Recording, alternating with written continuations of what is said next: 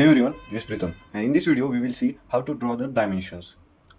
Means as you see here, if I want to see that how much measurement is this.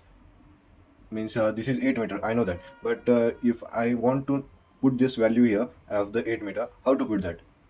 So for that, go to draw. In draw, there is option of the draw dimension lines.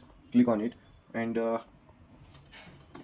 in it the type of the line is the dimension and the offset is 0. I will take the offset as 2000 and click on enter, and in it I will select the 2 points 1 and 2 and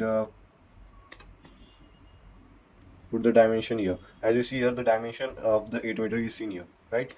Now for the this smaller part, I want to measure the dimension between these two. So for that, I will go to draw. In draw, there go to draw dimension lines. In dimension line, I will be going for the click 2 point here, and as you see here, the distance between these 2 points is the two grids is the 1 meter, and the same for this two grids is the 4 meter, and this to end is 3 meter. And if I click on this one, it will be in a line.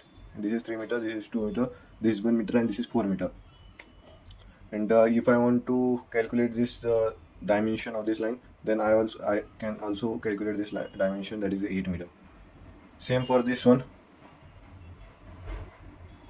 and it is 11.45 meter. That like this we can draw the dimension of this in ETABS. That's it for the today's video. See you in the next video.